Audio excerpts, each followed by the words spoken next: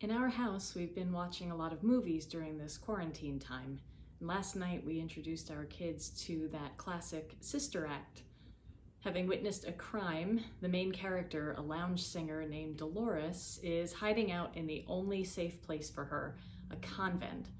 And she turns it upside down with her energy and her music and her willingness to go outside the walls and interact with people, leading people to make a difference in their own community. And this fictional comedy got me thinking about one person's power to make a difference in many lives. That word power, it's always been the word that seems to be at the very heart of the Palm Sunday story. So I looked up the word power, the ability to act or produce an effect. Yes, that's definitely Whoopi Goldberg's character in Sister Act. And it's certainly key to understanding Jesus' triumphal entry as well. This week, do some thinking about power. What are the examples of power around you right now? The ability to act or produce an effect. As individuals, we use and misuse power all the time. Each of us could name examples of people wielding their power in abusive ways. Each of us could name examples of people using their power for the good of their families or their communities, their country or their world. The Palm Sunday story invites us to think about power. And Jesus invites us to see power in a very different way, because the people on that Palm Sunday were looking for a hero, looking for a strong military presence, a leader who would overthrow the empire, bringing justice even with great force. And in comes Jesus, their hope for their future, and he's riding on a donkey. It's hard even to put that into today's terms. What does that kind of humble leadership look like? Well, maybe it looks like the people we often overlook, the ones we don't think of as powerful. No flashy displays of prominence or prestige, the ones who are much more quietly carrying out their mission. There is no amount of might or military strategy or sheer force that will get us out of the situation we're in right now. On the news each day, we see and hear of the powerful, influential people of our day succumbing to an illness that has no boundaries, no care for someone's status or importance.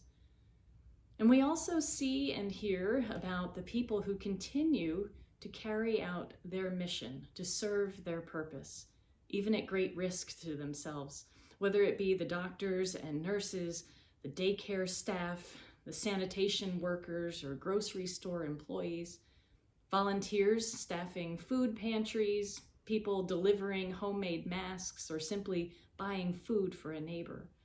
We're making phone call after phone call to check in on people, caring for more than just their physical health and well-being, but also their mental and emotional and spiritual well-being.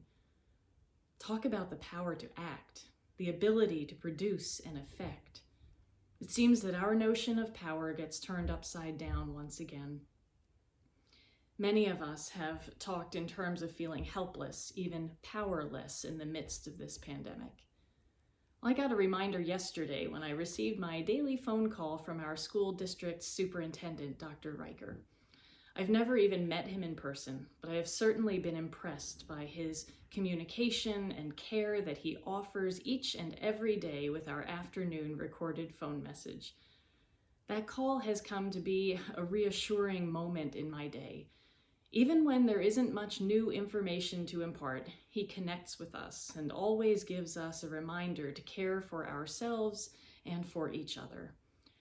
Yesterday, he told of a time in his career when he was struggling and someone came into his office and reminded him, "Heavy is the head that wears the crown."